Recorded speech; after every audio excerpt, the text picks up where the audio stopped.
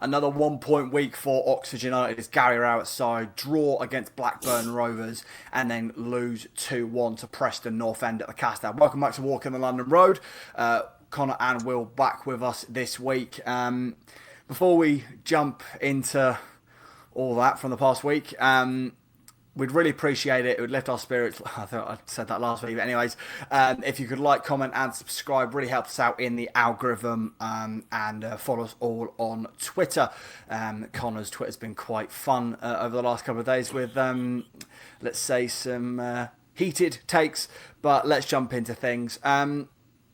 We'll very quickly touch on the Blackburn Rovers draw. I think the thought of a lot of Oxford fans was that could have been 3 points, couldn't it, Connor? Yeah, it could have been if we decided to play attacking football in the second half. From the first 10 minutes, you thought, again, it was kind of a bit like Swansea in the aspect. The first 10 minutes, you thought we could actually get something from this game. And then, we score, a very Gary Rowett goal, very set-piecey goal, which, if I'm honest, probably shouldn't have even been a goal. It should have been ruled out from a Greg Lee when he seemed to headbutt a Blackburn centre half. And then the second half was just completely non-existent from an attacking point of view, which I think, whether we go for or not, the stats either tell a picture or your eyes don't lie, and it was a very stupid mistake from Jack Curry. I said in a tweet that that Rowett isn't responsible for Jack Curry making a stupid mistake, given the handball for the penalty, but he is responsible for what was a very negative, turgid, hard watch of a second half. Will, how much of the game were you able to watch? Because as Connor and I discussed in the group chat on Tuesday night, Sky issues meant that many Oxford fans, including myself, could see the square of bugger all of that game, and literally the only part of that match I was able to watch was the penalty. Yeah, it was a very frustrating watch, partly because I couldn't see half of it. It does sort of feel like 2 points lost because we threw the lead away. But I thought, I kind of agree with Connor. We were just so negative. We just had nothing really to offer, especially in the second half with the changes that he made. Honestly, Blackburn, they deserved it, or they deserve much more from it, to be fair. So I think looking in the grand scheme of things, we were actually quite lucky. But I think because we went a goal to the good, it just feels like another 2 points dropped. So it was a very, very frustrating watch. That game was crying out for Stan Mills and Nick Pragg to come on. And I said it to people who were around me that we all had absolutely no idea why he didn't bring either on, because we were just needing that injection of pace and creativity down the hand side and needing Prellick to be a nuisance. And the game completely changed, I thought, when Ishmael brought Cantwell on as well. Like, you could see that he was a bit of a class above every player that we had. And as usual, we were letting players go through the centre, split us open through the centre midfield. But, hanging on to that last bit of sanity that I have.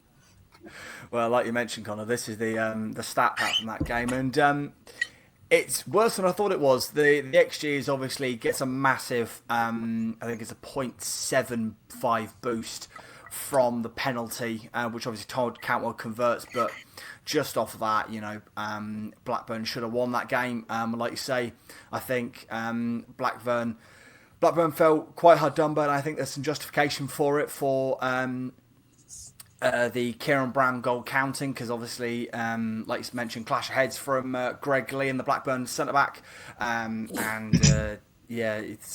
It's one of those, I think, with VAR, I think they probably disallow it, but it's, like you said, it's so negative. And again, I come back to this a lot, but I feel like it's foundational to the way that a team plays football. The pass completion rate is absolutely abhorrent. Also, worse than that, Sam, have you seen the momentum graph for that game? Because it is just a mountain of blue. There's no yellow there whatsoever. And I think that pretty much tells the story. I mean, we just had nothing going forward. We were really lucky to get a draw of it. We were really lucky to go one goal ahead. So we were so negative. We had nothing going forward. Any player that comes out of that game for you with a shred of I don't know what the word is, of credibility, maybe is the best way to put it, other than maybe the centre backs? No, not really. It was that bad. No, not really. Well, for you? Kieran Brown for his goal, and he did all right for the rest of it. That's the only one I could think of. No fireworks from that one. It's it's definitely one of those kind of forgettable games, and we didn't get what we were hoping for, which was the game to get rained off. Honestly, just when we could have really needed a game called off, the weather decides to play ball. Thanks very much. Even the fucking weather's against us at this point in the season. But let's talk about that horror show against Preston. Couple of changes to the lineup. Romane and Prelic starting. A lot more attacking options than we've seen in previous games, Will, and Connor put himself on fraud watch in the group chat for predicting we were going to get a result out of that. When the lineup came out, I should say, were you a bit more confident as well? Yeah, I was actually quite confident. I thought it was a decent lineup. I was quite happy to see Lancashire back. I don't know, he's sort of been a bit in and out since the international break. It just seemed like a really attacking lineup. It seemed like he was giving himself a lot of attacking options. Obviously, there was Romane, even just like Greg Lee, who we know that he likes to use Greg Lee when he wants to sort of play a bit more attacking football. The options that he had off the bench as well. I mean, I saw that. I thought, yeah, maybe there's a chance he's going to go for it, and sort of gave me a bit of hope going into the Kasam. Connor, did you think that your placing yourselves on fraud watch was going to be a successful afternoon at the Castad?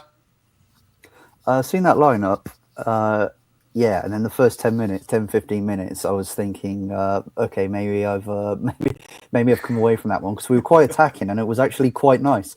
But in the I said to the bloke sitting next to me, in the first 30 seconds, we played football inside their half, and I said, that's it, we've had our football inside the opposition's half, so I hope you all enjoyed it. But no, we'll get on to it, but the first 10-15 minutes was actually, it was okay. Like, we were playing football inside Preston's half and we were getting into areas, but again, it's all right getting there, but trying to creating something and then finishing it off again was always an Achilles heel from that first 10-15 minutes. But no, overall I was happy with the starting lineup, and I said that I didn't mind it, and I didn't mind it because it showed that Rowett, I thought, was wanting to go for it and actually wanting to have a bit of a go at Preston. Jack Ward on Twitter said that we're the best team in the league for huffing and puffing when it comes to creating chances, and he's right. Like you say, a lot of good bits of movement in the Preston half, but as per usual for Oxford United, we just haven't got, whether you call it the quality, whether you call it the decision making to make the most of those opportunities, and it's. I mean, let's be frank. That first goal is absolutely honking from a defensive point of view. I think it's correct me if I'm wrong. Where it's a kind of a free run in the box for centre half, and Jamie Cumming makes an absolute howler of it. Yeah, not quite a free run, because there was Kieran Brown about a metre in front of him and Greg Lee marking him, and Greg Lee ducks. I'm not quite sure why or what he's trying to do there. Yeah, from a defensive point of view, it was horrible. From a goalkeeping point of view, not much to shout about either. To be fair, I mean, Preston were really putting us up against it, so they probably deserved it. Yeah. And their set pieces were causing us quite a few problems, and they had a few close chances before that. But yeah, I just don't think that we really from a defensive point of view, it's just a couple of mistakes. I mean, and it's a championship, and we're like in a relegation battle, so you can't really be making those, obviously. And I think also, Sam, just what you just said about like us being able to move it around inside their half but not being able to make anything from it.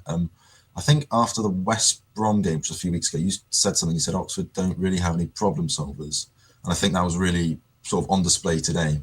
And also, it also comes down to the fact that Preston obviously very high up the table. There's a reason for that. They're very sort of a well-drilled side defensively, so it was very hard for us to break them down. So for that reason, it was really, really frustrating watch. But basically, to answer your question about the goal, yeah, very, very poor defending. I'm not quite sure what Kieran Brown or Greg Lee or Jamie Cumming are doing.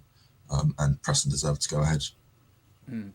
Connor, was there anything you picked up from the North stand that made the goal even worse? It's the fact I don't feel comfortable anymore when I see balls going into the back post. It's two goals, 2 games and 3 games now where balls have gone to the back post and hasn't been picked up. all around me now, it's always getting very, very uncomfortable whenever we see balls that are being put in. Especially, you can see the trajectory that they're going, and it almost seems now that teams have cracked that they're aiming for the back post because they know that Cumming hasn't really got that. He can't command his area, hasn't got that distribution or that decision making to be able to go and make that decision to go and get that ball.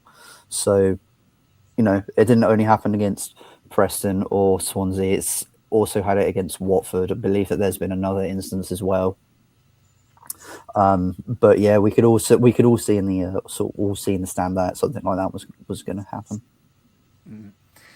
And I mean, credit to Preston, they took their opportunities. There was after they'd gone 1-0, there's a break. I think they were 2-on-1. We were caught very high up, and Daniel Jefferson. It's great defensive recovery from, I think it's Ben Davis, to put him off. But it's from that point, I know when we were so high at the pitch trying to get back into that game in the first half, I was thinking it's not going to be our afternoon. And obviously, second half is also, we can't survive the first 5 minutes without conceding a second goal. And again, from the East Stand, it looked pretty shocking, Connor. Yeah, the second goal was just as poor, if not as poor as the first one, because there were two pretty poor goals. It wasn't even that there was any real quality. It just looked like a routine playing in triangles. You get it out wide, you play it inside, play it out wide. You manage to get it into the box, and then not picking up your man, and he just doesn't even smash it into the back of the net. Passes it into the back of the net. It was poor. It was poor, and then I said that once we went 2-0 down, that was it. The game was over. It was done. But we'll get on to another instance where the nail was really put in the coffin, which I'm very, very excited to have a chat on. Will, second goal goes in. I know there was a fair amount of people around me that were, not even 5 minutes into that second half, were already considering leaving. It was, like Connor said, that was kind of the indication of we're not getting back in this game. The chances we've created and not taking advantage of them, it just told the story of the game, didn't it?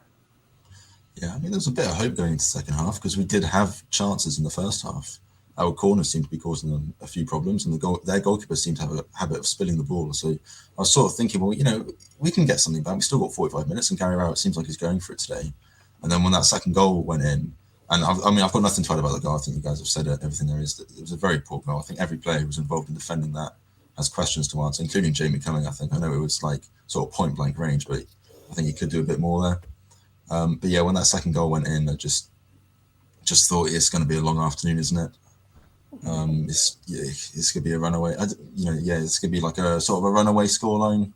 One of my favourite things is because I was sat quite low down in the East End today, or yesterday, sorry, and I saw a guy come in, and the goal went in, and he immediately just turned around. He really just like shouted, "Oh, fuck's sake!" and then just turned right back out. I never saw him again, so he could have gone home for all I know. I don't even blame him for that.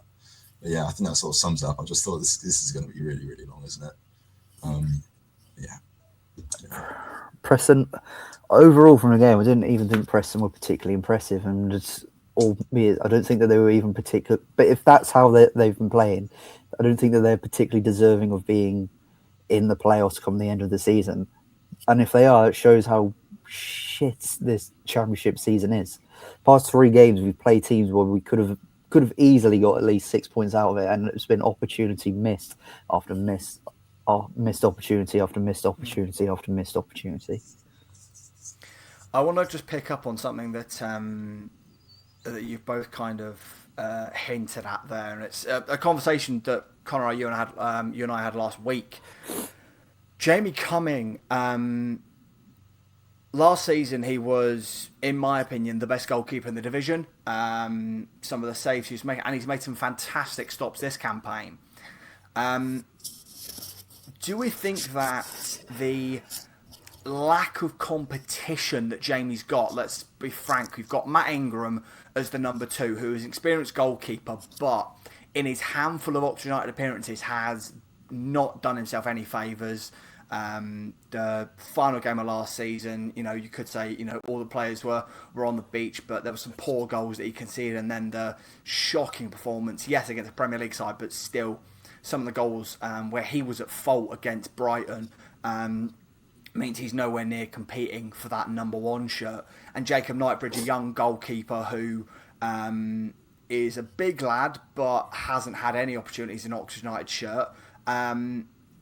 In my opinion, along with midfield, we maybe need to look into the market in January to find a serious number two that can put some pressure on Jamie Cumming. I think we do. I think we might be going in looking, maybe not getting one on a permanent, but maybe looking for, a young Premier League loanee who's hungry and wants to get that experience. So I think you're right. I think that might be something that Ed Waldron and Rowett's going to have to look at very seriously. Yeah. The one bright spark that we had in this game was Brian de Kersmacher's long-awaited first Oxford United goal. Really, really good bit of play. I think it's Stan Mills that gets the assist. But de Kersmacher takes it into touch, puts it through the legs of the pressing man and strikes it on his left foot beautifully into the top corner. It's been a long time coming, Will, but de Kersmacher finally has that first goal. Yeah, great goal. And sort of that's when you get a bit of hope into, we've got a bit of fight about ourselves finally. And it's sort of like, it's a great goal. It sort of stops their momentum. You think, okay, maybe we can get back into this. Also important because it lifted the roof off the stadium a little bit because the atmosphere before that goal was shit. I mean, I'm not quite sure what happened. I know a lot of people were missing from the East Stand, but it was awful. I mean, Con, I don't know if it was any worse in the North Stand, but there was nothing about the fans for that one. I mean, I'm not blaming them whatsoever. I don't really, you can't really blame them for what they were being served on the pitch. But yeah, it was a fantastic goal. And like you said about Stanwell's getting the assist, Stanwell's coming on also changed the game for Oxford. He gave us sort of a bit of pace in the wing, had more of an attacking option. It gave us a bit of momentum, which we did then carry forward for a good 20 or so minutes, but we just didn't really capitalise on. But to answer your question, it was a brilliant goal, and I think long awaited and very deserved for him. Connor, thoughts on de Kersmacher's first goal? It was a lovely goal. However, I didn't stand up, didn't even clap. Like when a player scores like an absolute thunderbolt in the Champions League and the manager just sits there while everybody goes wild. It's exactly kind of what I felt like. Like, what's the point? It's the only way we're going to score. It's been proven time and time again through set pieces or screamers. It's like you put in such a shit, not de Kersmacher in particular, but the whole team put in such a shit display. It's like all enjoyment's been taken out of it. And as you can see, again on the stat pack from the pressing game, I think this might be the most shots we've had in a championship game this season. Just like you say, a lot of it was coming from set pieces. Sorry, Sam, that's worrying. If you have 24 shots and only 8 are on target, and the only way the ball's going in the back from there is through a screamer, because it was a bit of a screamer, that is seriously worrying. I think it's a bit of both. I think on the one hand, it shows that Preston defended superbly. They're defensively so well organised. We had pretty much any time the ball went out for a throw and was in distance for Volks. It was Preston were compact. They always had someone to meet the first header, and the Preston goalkeeper had tremendous command of his area. At the same time, like you say, it's also whether it's players not wanting to have the effort for fear of making a mistake, or there's a lack of confidence in front of goal. I'm not too sure, and it is something that has been a very recurring issue for Oxford United's tenure back in the Championship. Is like I said earlier, we've huffed and puffed, and often we have shots from range, and they don't trouble the keeper. Yeah, it's sort of what I said earlier, that we don't really have any problem solvers. We don't really have a way of just passing it through the defence or knocking it to this player, finding the spaces here. It's always just set pieces, long throws or long shots. And if a team knows that that's the only way you're going to score, that's pretty simple to defend against. 24 shots. I mean, we're making it out like we were terrible. We weren't great, but like we did give it a good go. We did put it onto Preston for a good 20 minutes in that half, but we just couldn't make anything count. We just couldn't hit the back of the net. We came very close, Lancashire hitting the crossbar. And also, it's that same thing that we've had this season of the very few opportunities that we do get, or the few good opportunities that we make, we just don't take. I mean, there was twice in this game that the Preston goalkeeper spilled the ball from a corner. And then twice, our players, it's like they almost just panic. It's like, oh, wow, we might actually score. And it ends up going wide or whatever.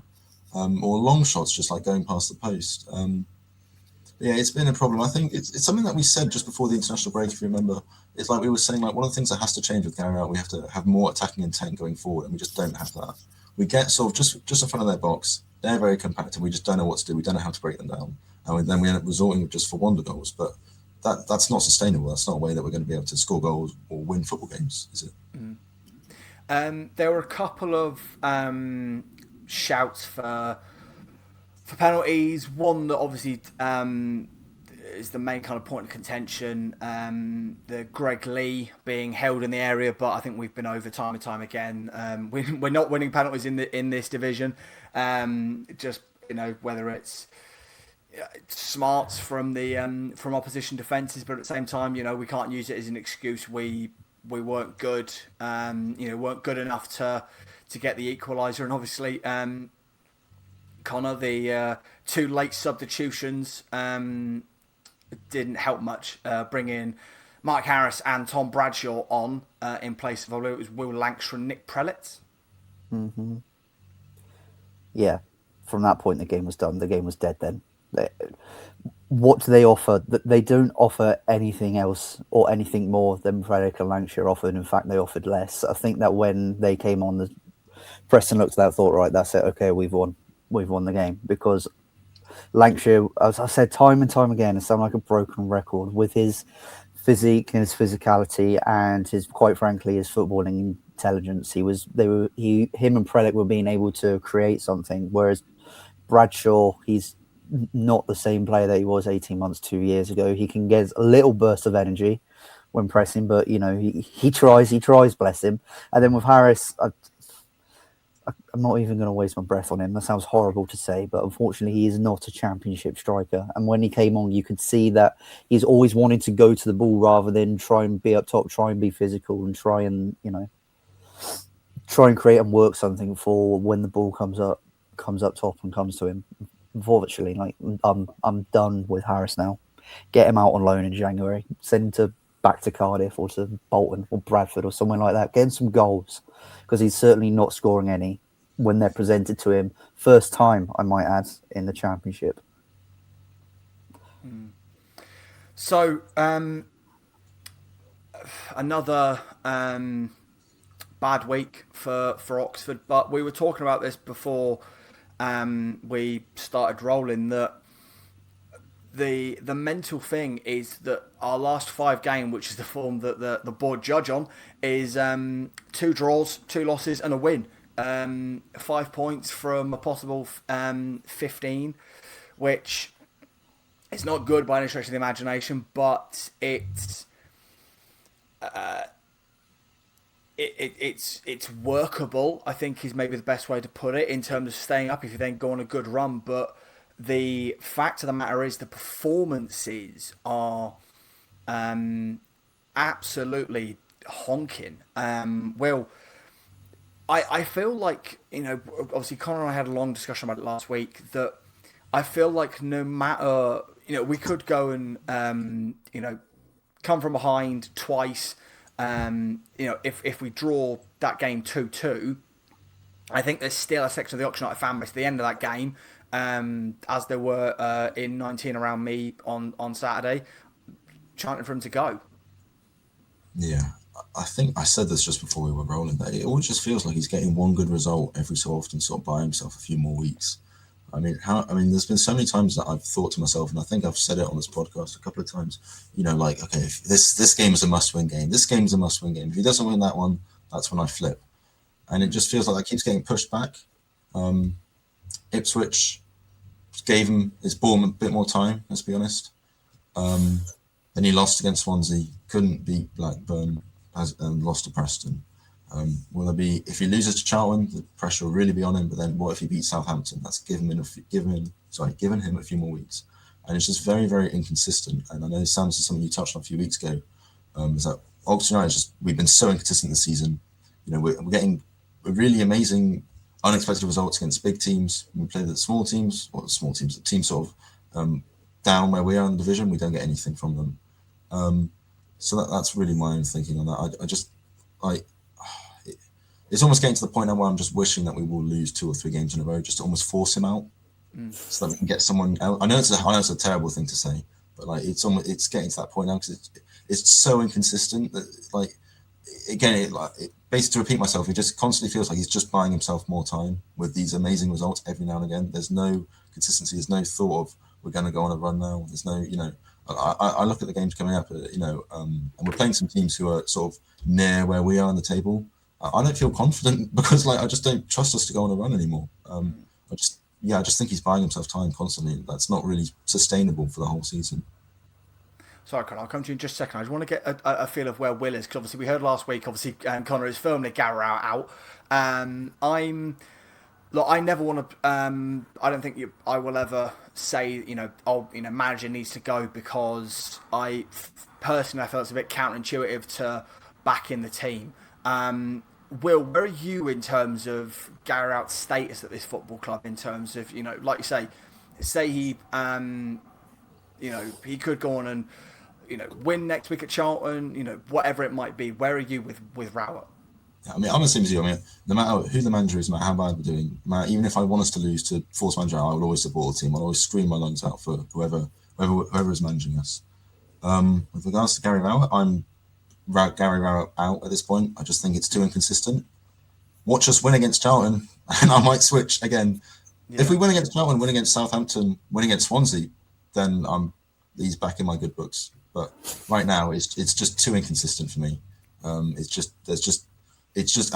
just think going forward, looking towards the end of the season, it's not consistent, or it's not sustainable at all.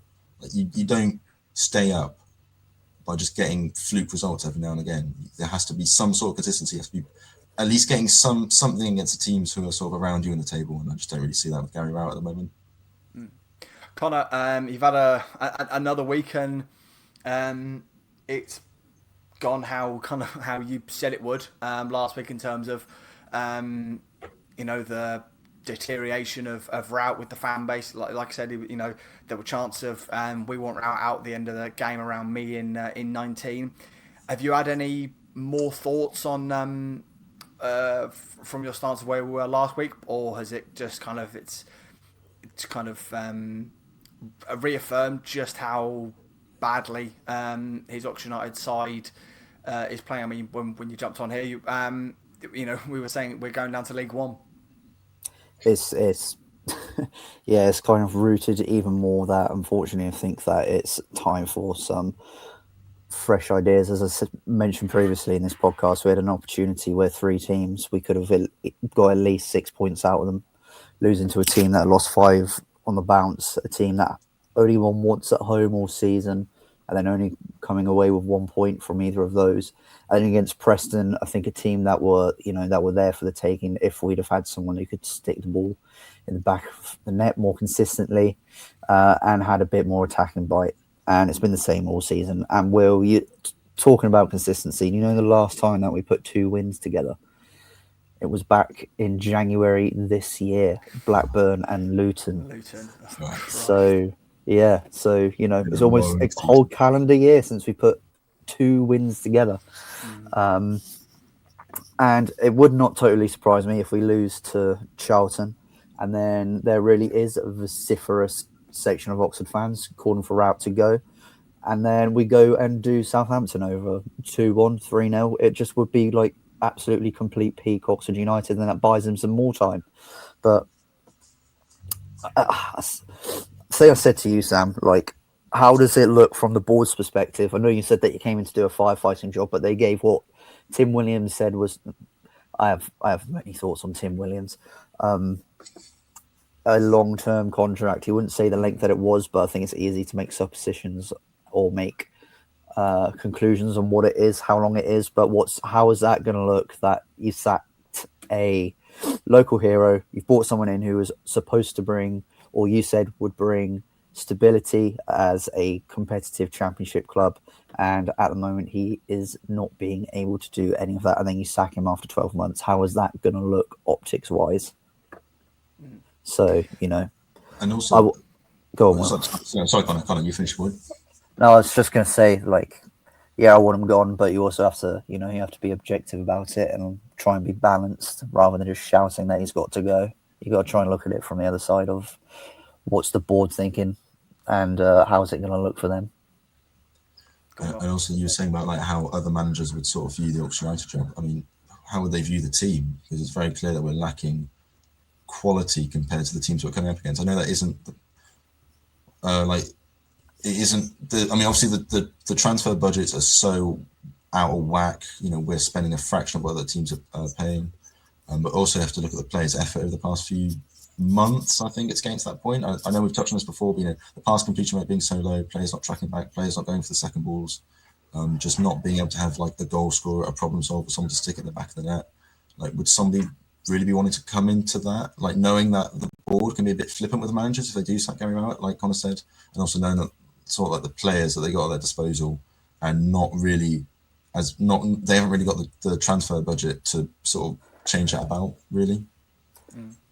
You know what's really annoying? I said this to Sam last week. The fact I get really pissed off at a certain podcast and a certain bloke that says that we don't have the resources, because we do. We just can't spend it. We have our hands tied behind our back because of the stadium. We do have the money to spend. We just can't.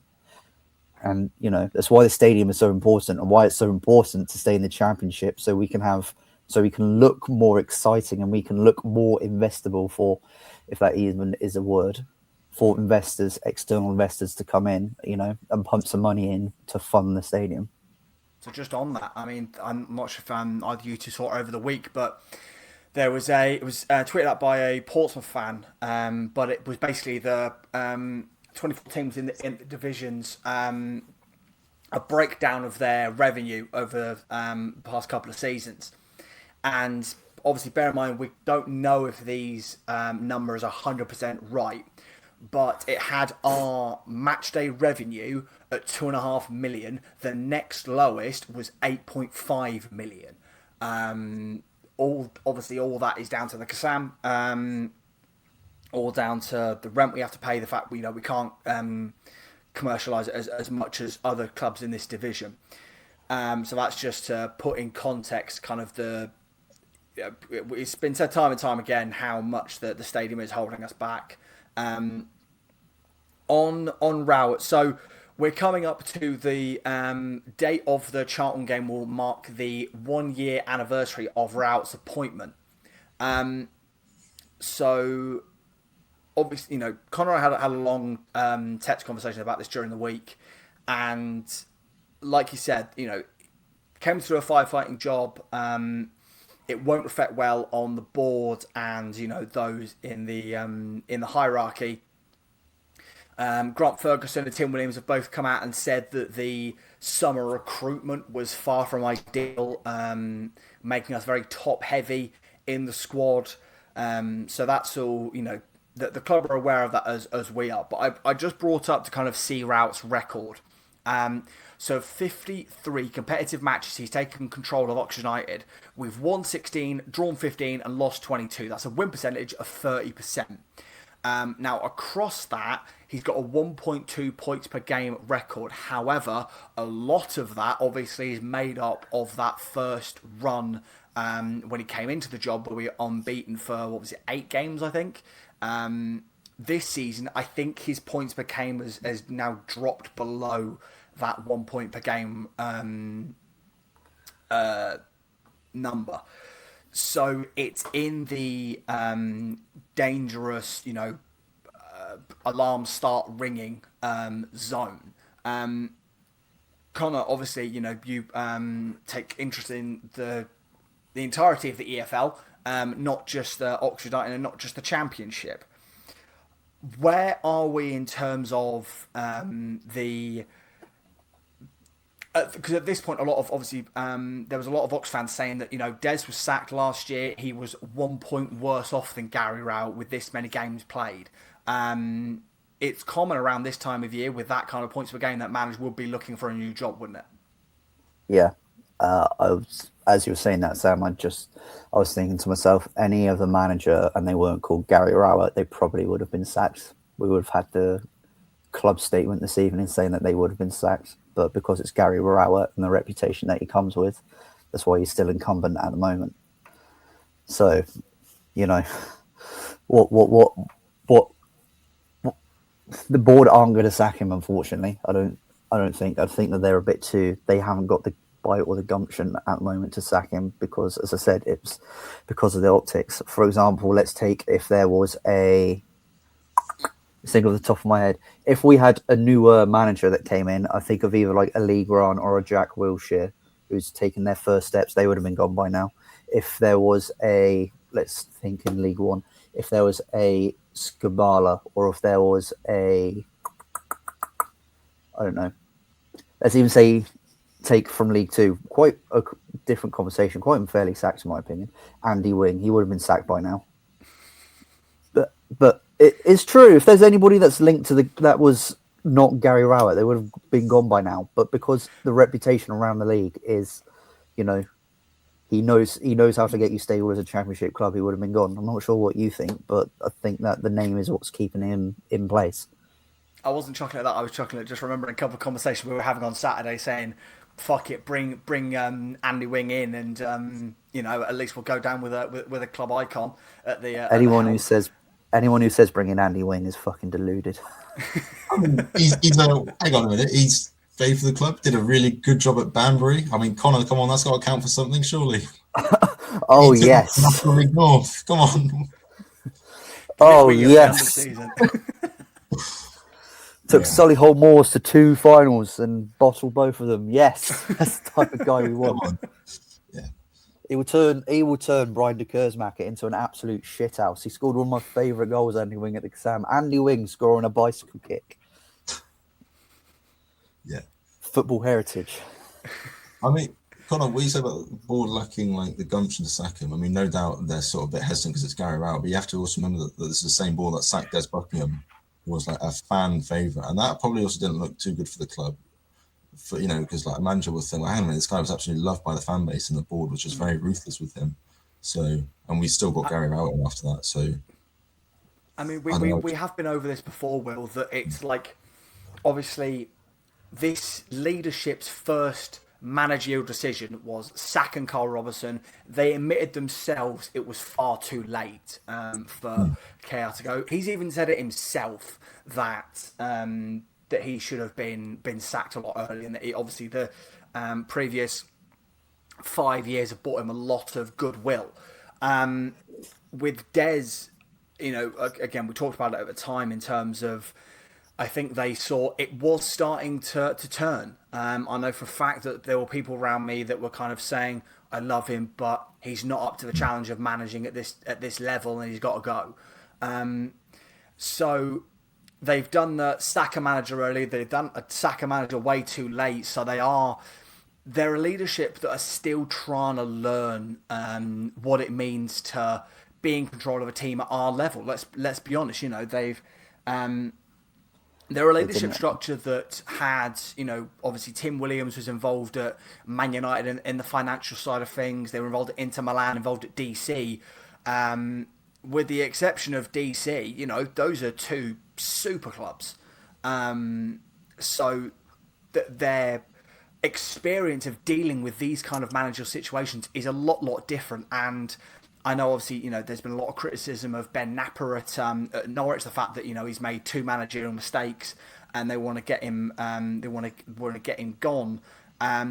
It's unfortunately it's one of those things. It takes a long time for people in those senior leadership roles to almost suss out anyway. Then you're never going to make perfect decisions. Go on, I think you wanted to say something. Yeah. Oh, wait. Myself, Connor. I thought Connor was going to say something, but go on, Will. No, go on, Connor. Oh no, I was just going to. No. I was going to say I'll let Connor say something. Oh, no, I was going to say you said about that they're learning. I think the fact it caught everybody off guard, the fact that we were in the championship 3 years ahead of when they thought that we would be. Yeah. And Ferguson made a comment, I think, back at the start of the year.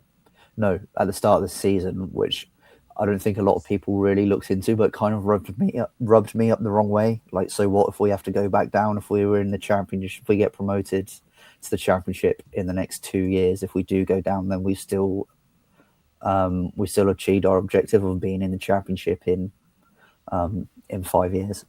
That's all well and good, but you got to get out of League One, and we all know how fucking miserable League One is to get out of. Yeah. Yes. And at this moment with this squad, I don't really trust us to be able to get top 6, let alone top 2, which is what every fan would be expecting at the very least. And obviously the fact that the squad would get completely stripped apart. I mean, obviously Yep. some of the names would be out the door should we drop into League One. But obviously we've got 25 games left of the season, but last season we were in the relegation zone for 3 days. This is already the second time this season we've dropped into that bottom 3. And obviously Portsmouth and Blackburn have both got games in hand, or a game in hand against each other. But things need to turn around, and obviously usually we have relatively good luck at Charlton, but I mean their run of form is pretty good. Connor, they've not been able to sustain the lightning form they started the campaign on, but there's still 3 wins from their last 5. Yeah, it's a bit like us, I think. We went and had a bit of a steamrolling start. We carried on that momentum from the win at Wembley, and Charlton have done the same, and they've dropped off recently and just dropped like an absolute stone. I also think that it sounds horrible to say, but given the circumstances of the last time that they played at the Valley, and this will be the first game that they've played at home since the tragedy of, so sorry, I forget his name, has died. Like, that's gonna play against us, and that's going to be right into Charlton's hands as well. And I think that a fair few Charlton fans from reading over socials are a bit worried that they're getting dragged into a relegation scrap. And I think they're looking at this game thinking we have a right opportunity just to put a bit more distance between us and them. And I really want to win because I really don't like Nathan Jones. I think he's a bit of a twat. Yeah. So I'm just going to correct myself. I was looking at the... I was getting Charlton's run of form confused with Sheffield United, who are a point below them on the table. Charlton's run of form is 5 losses in their last... 4 losses in the last 5 games. Their last fixture being a draw to Birmingham. So we will lose. We will lose. Absolutely. Yeah, Absolutely. definitely.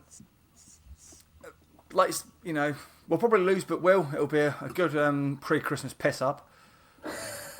Yeah. Yeah. I mean, to be fair, Charlton is always a good away day because the memories that we have, they're amazing. Stirling 3-2 victory all those years ago. Mm-hmm. Let's go to London again. Yeah, their run of form. I saw that and I was like, great. Well, then we can just count ourselves out then, because like I always say when we play these teams, they will look at Oxford as a way to break that rut. They will have, because of the circumstances that Connor mentioned, obviously, like they have a bit more of a fire in them, which is completely understandable. The only thing I can think of, one of the things giving me a bit of hope right now about a possible relegation scrap is that there are only 2 relegation spaces up for grabs this year, because I'm pretty sure it's pretty much confirmed that Sheffield Wednesday are going to go down because they're on -9 points at the moment. Yeah. I think I'm correct in saying. Yeah. So I guess there's that. Anything else I can't really think of. I mean, right, it'll be a good away day. It's nearly Christmas. We should try and enjoy ourselves a little bit. You never know. It's Oxford United. We're expecting to lose. We might get a result. Why not? You know, the least we can do is go there and just sing for 90 minutes and just have a good time. That's the least we can do. I'm not going to Charlton, but I tell you what, boys, I'm not going through Oxford United Football Club versus Southampton United Football Club sober. I'm not doing it. No, I don't blame you, mate. Yeah, just on what you said there, Will, I was looking at the fixtures. for the back end of the campaign, because you're going to have to. Our game against Portsmouth is on the 2nd of April, so that's going to be a proper relegation 6-pointer if we're both around where we are at the minute. So expect, I mean, and given our recent form, we'll there at Fratton Park, we'll go and lose, and then it'll be a miserable. Wait, miserable is that here or at Fratton Park? At That's Fratton at Fratton Park. Park. Easter Monday. Ooh. Banging. Proper. Why does that give me confidence? I don't know. For some reason, being at Fratton Park makes me hopeful for that one. It's so far away. I don't know why I'm even considering this, but I don't know. I was just thinking, mate, our last two Easter Monday games were the 1-1 draw with Cardiff, and I think the 4-0 win over Fleetwood, I think, was the Easter Monday game that year. Do you remember when we Our went records, we're unbeaten on Easter Mondays. Oh, but fantastic. We've got a long time. Do you remember that game at Fratton Park years and years and years ago? I think it was opening day of the season and we won 4-1. I think it was. Oh, yes. Yes, I do. Remember it like yesterday. Yeah. So, you never know. There is hope. We could stay up after all. I don't know. Right. Wow. But we've got a long way to go before then. We've got to face Charlton on Andy Saturday. Wing could be our manager by that point, Connor. So let's just see how it falls. That I will throw my hat in the ring. If the club announced that Gary Rowett has left the club and is replaced by Andy Wing, I don't care. Andy Wing's Yellow Army, you know. Yeah. Bino, Rob Hall, Alfie Potter, get them all back in the backroom staff, and you know. Do you know who they need as a defensive coach? You'll need to bring back. Do you remember Anthony Tonking, Jake Wright, Michael Dewberry, David Hunt? Oh. What a back line! Simon Heslop in the 6, bring in Pete 11, have Sean Rigg, Dean Smalley, James Constable up top. Get them all in. I was going to say we've already got Stevie Kinner around the place with the kids who just go, Stevie, come up to the first team for a couple of weeks, lad. Teach them the old ways. But yes, oh god, that's not going to be. You're not going to put Ryan Clark in goal, are you? Because I don't think oh, like Clark had an incredible run, but I always just get flashbacks to that when he dropped the ball at Wembley, and it like in the pouring rain, I was like, oh god. I mean, obviously you got a feel for him because but yeah, it just doesn't really. Bad memories with that one, yeah. Mm-hmm. But yeah, we've got Charlton coming up on Saturday, so we'll see you next week. Please, just all I'm asking for, lads, is that you actually fucking put in a decent performance, because the last couple of episodes have been shocking performance. It's getting fucking ridiculous at this point, and we know you're capable of it because you've done it a couple times already this season.